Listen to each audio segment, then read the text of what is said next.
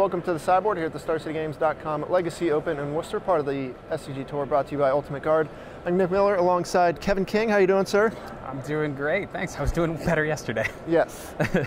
You know, we got you here in the sideboard because you're someone we see every time we have a Legacy Open, basically. Right. You know, you're one of the Baltimore players that is known for being a Legacy specialist, and we wanted to make sure we got someone in here to talk Legacy, because it's been a while since we had a Legacy Open. We had the Legacy, part of the Team Open, which you were playing there at that event. You might not have been playing Legacy, but you were playing with some... Yeah. The team fell apart a little bit, but played some Legacy, didn't get all the wins, but... Right. But there was a bunch of classics, so you got to play there. Did. And anyone that kind of follows this area knows you've been playing for a while and you put up decent results, Eternal Weekend, EEs, even our Opens. Want to talk Legacy, in particular, how Legacy has changed over the last couple of months, especially since the printing of Leovold. Yeah, the format, it's still fundamentally the same format. You see a lot of the same decks, but you're seeing the rise of Fair Blues getting bigger. In order to beat Leovold, it turns out just being a better Leovold deck is the best way to do it if you're committed to Fair Blue Magic. And so there's a bit of a race to the top, in that Delver's always sort of been the worst card in the mid-range Delver decks.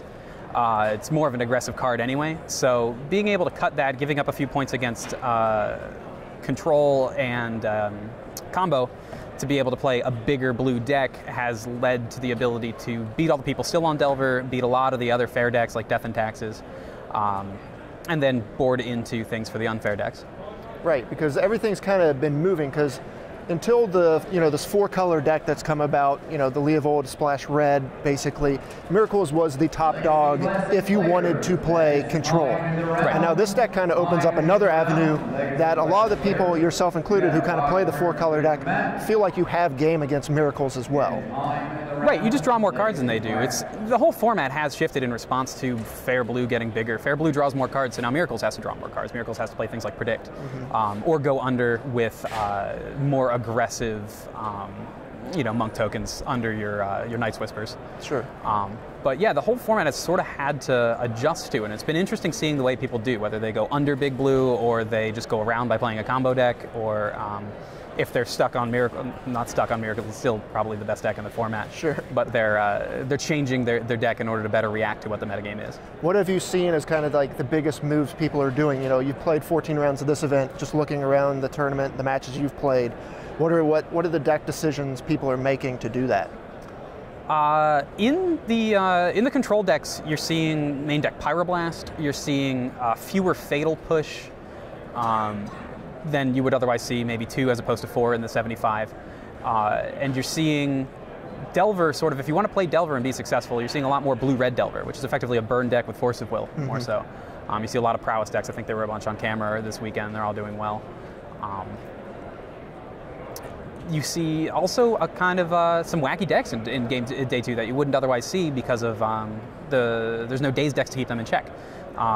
There's things like Belcher, there's things like Burn itself, there's at least one Cloud Post deck at the top tables. While that's not usually a good matchup for Delver, it is something that's usually kept in check by Miracles, which is losing to these Night's Whisper decks. Yeah, it's very interesting seeing kind of these rogue decks that are picking up steam because of the, the snowball effect of what happens. And it's kind of a good thing to see. Miracles had been dominant for so long, and we're not saying that it's not dominant still, but to see a deck that can be toe-to-toe with it in a control mirror, and force the other decks to adapt as well. And the cool thing is, there's a lot of room. It's hard to name these decks anymore. They're all 4-color something. There's Grixis Control, which is basically blue-black with some red and some green. There's things like Reed Duke style from Louisville a while ago, where it plays True Names. It's a little more aggressive. It's a traditionally attack you kind of fair deck. You've got things like the Friedman builds, where it's just apparently cards I had in my binder with Thought Scour and such, and it gets there. It's very value-oriented. And they all are value-oriented. Yeah, go for it. I was going to say, what kind of, you have been someone who's played a lot of lands. If you remember back or look up your finishes, most of them are lands-based over the past year or two. You played the 4-color deck this weekend over that. I want to know the decision into that process, how you put down a deck that you have so much, results with. So a little bit of it is that I'm in Baltimore and half the tabernacles in the world are in Baltimore, so everybody's ready for it. But also, I think the format's really ready for lands. Back in the day, like a long time ago, we used to just get free wins. They didn't know how to play against it.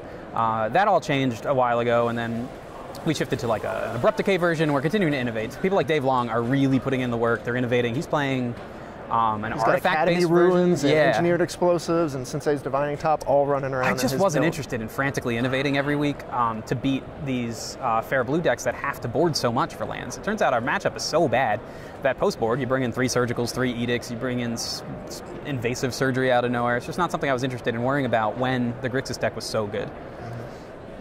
Where do you see the format going now? You know, it's a slow-moving format, and you know we've had an open or two with Leovold pre this event, but this is the biggest event it's had.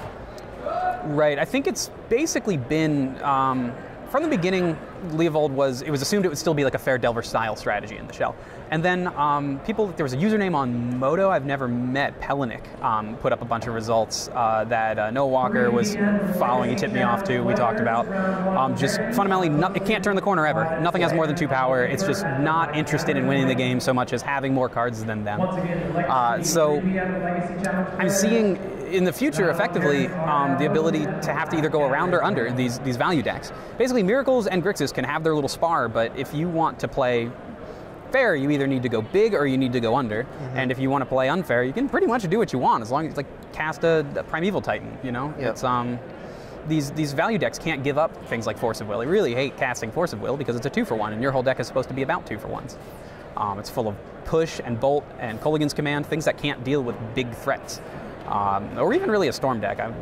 We've got clicks and such, but not nearly as much as Delver used to and or will continue to. Yeah, it's interesting because there's a bunch of burn decks and, you know, the prowess decks and these kind of more unfair decks, you know, these Cloud Post decks that are showing up in day 2 of this. No Storm decks, though, right? Which is really odd to see. You usually expect to see 3 or 4, even more, so none now.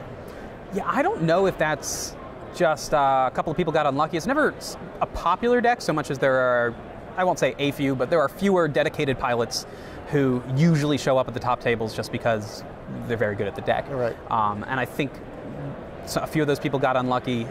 It's not a particularly good matchup for Grixis. I think I'm ahead in the matchup, but I've gotten lucky a number of those games.